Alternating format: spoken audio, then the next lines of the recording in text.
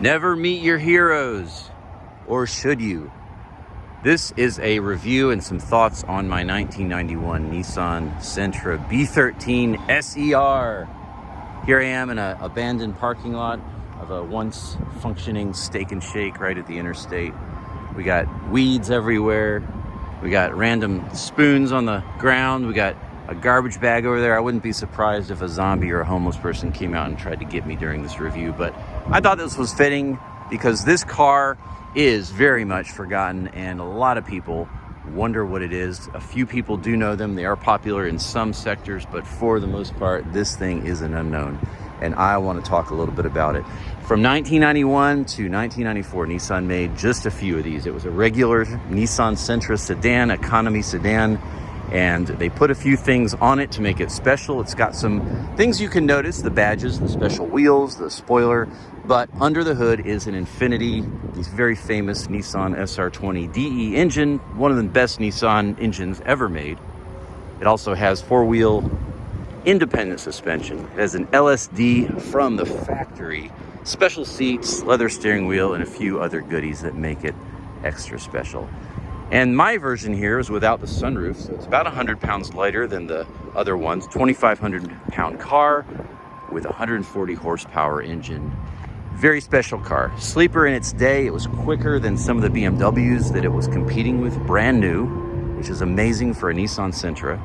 And I remember as a teenager getting a Car and Driver magazine and just seeing the review of this, and there was something about it that just got me. And if you've watched this channel, you know I have a lot of those strange, weird cars that, you know, kind of underrated, underdogs, sleepers. And there's something about that to me that's very attractive. I love the rarity of it, and I love really the specialness of it. Just that someone thought, hey, every man can like be awesome. And you don't have to have a Corvette or a Porsche or an expensive car to have something that's special. So just the thought, the ingenuity, the sense of like, let's do something special here. That's always kind of got me. And I remember being a teenager and seeing this in the magazine and thinking, man, I got to get one of those one day. Well, 10 years later, around the year 2000, I found a red one on the back of a Chevy lot, bought it for just a couple $1,000s, drove it, loved it. But some things started breaking. I didn't have any money. I had a bunch of kids and, you know, it just wasn't the car for me. So I sold it reluctantly and always regretted it. Well, since then, I've always said to myself, if I can find another one, I want to get it. And so I have this one. I've had it about a month and I've put about 500 miles on it. And I wanted to talk a little bit about kind of my experience. Now, let me talk about cost for these. This is a very unknown car.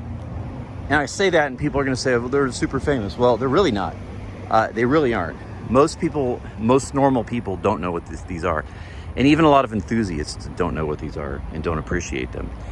You can get these beat for $5,000 or under. I've seen a few of them. They're very rare, but they are out there. For $5,000 or less, you can get one that's pretty torn up, got tons of miles, blah, blah, blah. Not taken care of. For probably $5,000 to $10,000, you can get one like this that's loved, well loved. You can see the paint's in great shape. You know, this car has new tires. It has a lot of new things, some of which I have done, but a lot of it previous owner did. But the paint still shines quite nicely. Interior is pretty perfect. Steering wheel looks great. Seats are great. It only has 160,000 miles. And seats are in wonderful shape and it rides like a champ. So $5,000 to $10,000 is where you can get one like that. And then if you want to spend a lot of money, if you're just obsessed and crazy, I saw one go on one of the auction sites a few months back. It was a black one. I think it went for $19,000. It had, I want to say 80,000 miles. And then there was another one with just like 500 miles that was red that went a few years back for $33,000. So again, you have all these different price points of, you know, depending on what you want. But this is the affordable version for me that's not falling apart. And let me just talk about a few things. And, you know, should you meet your heroes? You know, you have this nostalgia, you have this special car, and, you know, you think, you know, I'll find one, and you spend months or years looking, and then you get it. Let me talk about some of the issues, and this really applies to probably any older car like this that you get. You know, this car in particular, when you buy something, even though it's been well loved, this was a one-owner car owned by an old guy. He bought it brand new. It sat in his garage. and really hadn't driven it much in the last, 10 or 15 years. And so, he took care of it, but like any older car, you don't want to just spend all the money on it. So there was a lot of stuff when I got it that it needed. It had an exhaust leak, which I've repaired. A lot of the bushings are in bad shape, so I'm in the process of restoring those. Got some stuff on order, got some stuff in my garage waiting to be installed. And then, there's just, the air conditioning. I had to recharge that. It actually is very, very cold, but it just was a little low after, sitting for 34 years, and it had never been touched. So I put some R12 replacement. It's very cold now. Motor mounts are all bad. I'm in the process of replacing all 4 of those, have those on order. And then there's just a lot of little things. I mean, like stuff like this molding. I don't know if you can see in the video, but a lot of the little things, no matter how well you try to preserve a car, it's just entropy. It's just gonna age. So, there's some lights that flicker, there's some buzzing, there's just those things that are gonna happen when you get an old car, even if it's well cared for.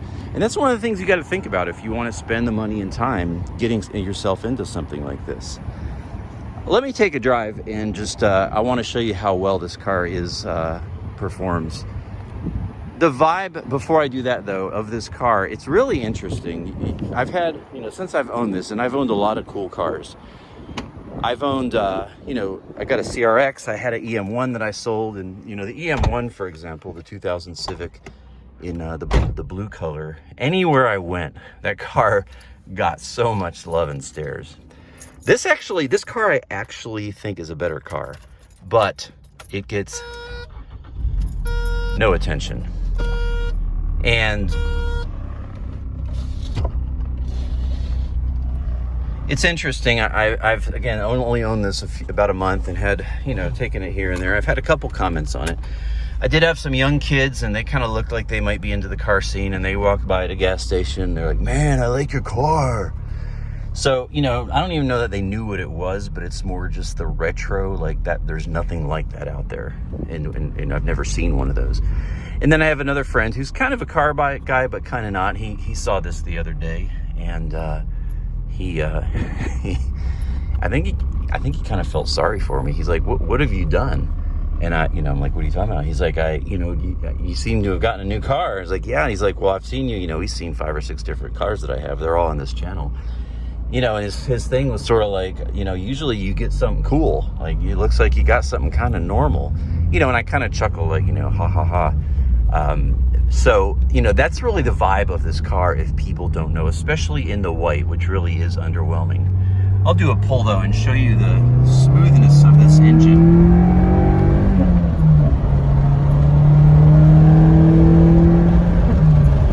This engine is a gem.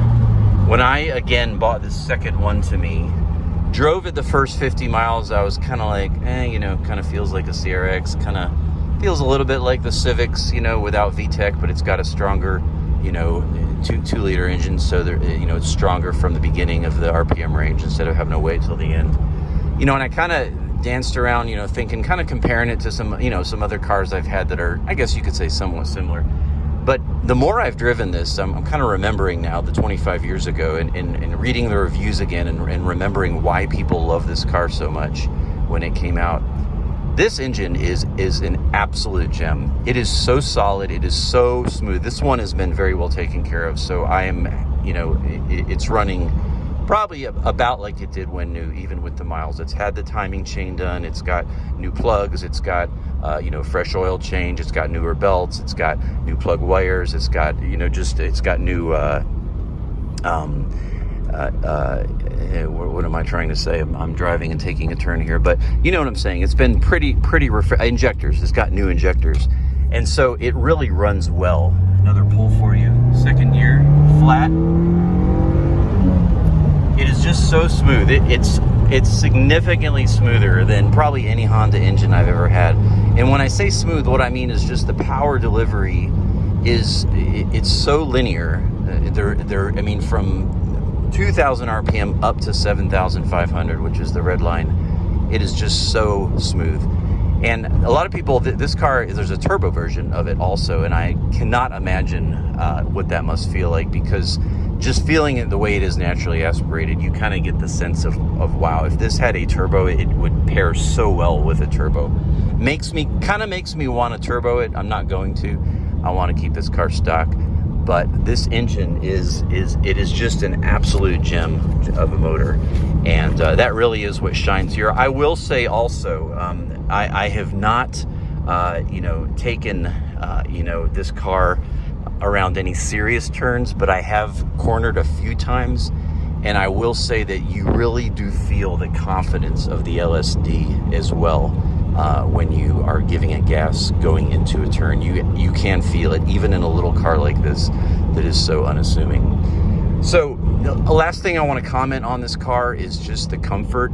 I will say this again, having driven now at 500 miles, owning my second one, when comparing it to some other 90s, early 2000s cars that are similar, to this. It's so much more comfortable, guys. My goodness. It's really not a sports car. It's really a sedan, economy sedan. But it performs right up there with those other cars that I mentioned. It just revs and revs and revs. It's just so fun to rev this car. And but the comfort, it's like you get that performance feel with this car.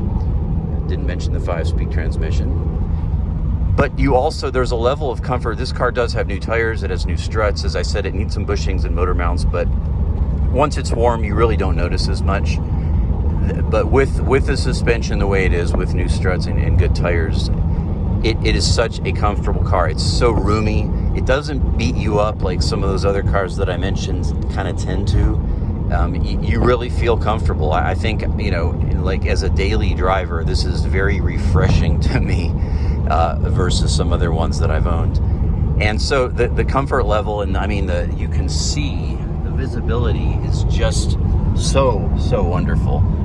And I'll just add this kind of as I close, the unassuming nature of this vehicle is just, I think that's becoming one of my favorite things about it. I really bought it because I remembered how good it drove and how well it's put together. But the more I own this car and drive it around town, there's just this unassuming nature of here we are with this little car that kind of no one really knows what it is.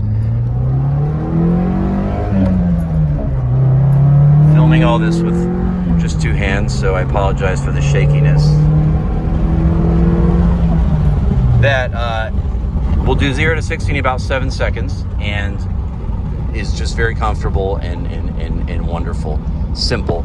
And that really is the appeal of it. So where did I start in this video? Should you meet your heroes? Should you meet your heroes? Should you spend the money, buy an old car? I'm going to tell you, guys, the answer is heck yeah. Get a good one, whatever it is for you. An old Toyota or an old Nissan or an old Civic or an old Mustang. Don't buy a piece of junk that someone has cobbled together and is barely running. You get what you pay for, but spend a little money. I don't think I would spend $20,000 or $30,000 on one of these, but like I said, spend some real money, but don't go crazy. Get something that's not going to blow up on you, that you can trust, and then do the work, deal with the little problems. It will be worth it, because in the end, there is just nothing else like having one of these old cars. For me, anyway. I'm a Gen Xer, and there's something about this generation of car, the 90s, early 2000s cars, that I just love. And again, if you've looked at my channel, you see I got a whole ton of them. But that is my answer as I end this review of the Sentra B-13 SE-R. Should you meet your heroes? I'm going to tell you, you should meet your heroes. Asterisk, know what you're getting into, but it will be a great experience for you.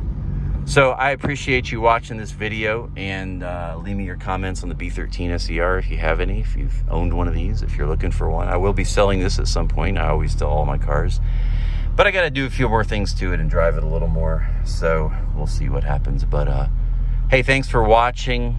God bless you. Peace.